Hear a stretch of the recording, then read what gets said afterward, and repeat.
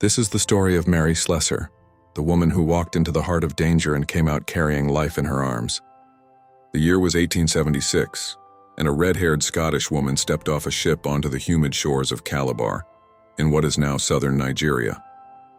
Her name was Mary Slessor, and she had come not as a conqueror but as a friend, armed only with faith, courage, and compassion. She was born on December 2, 1848, in the slums of Aberdeen, Scotland. Her childhood was marked by hardship and pain. Her father, a drunkard, squandered what little they had, and young Mary began working in a factory at just 11 years old to help her mother feed the family. But though her hands worked the looms, her heart dreamed of faraway lands.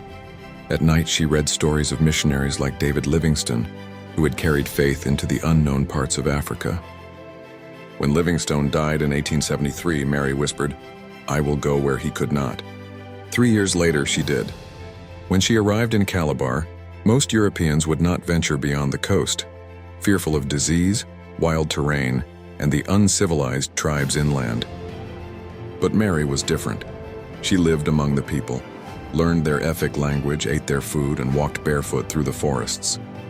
She found beauty where others saw fear, and humanity where others saw difference.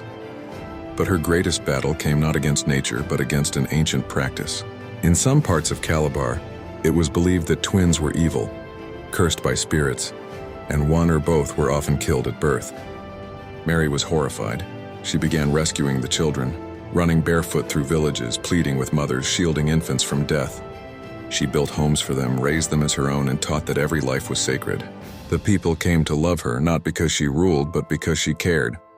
They called her Ikakpukpru Owa, mother of all the people. Over time, she became a respected mediator and judge in disputes, blending Scottish reason with African understanding. Even tribal chiefs sought her wisdom. When British officials wanted to establish colonial rule deeper inland, they turned to Mary Slessor to guide them.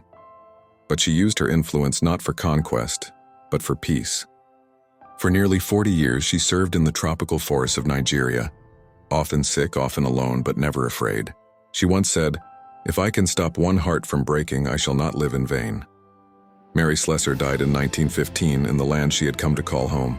She was buried in Calabar, the place whose people she loved until her last breath.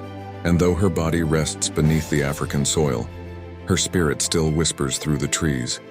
Fear dies where love lives. Moral of the story: true courage is not found in the absence of fear, but in the choice to love despite it.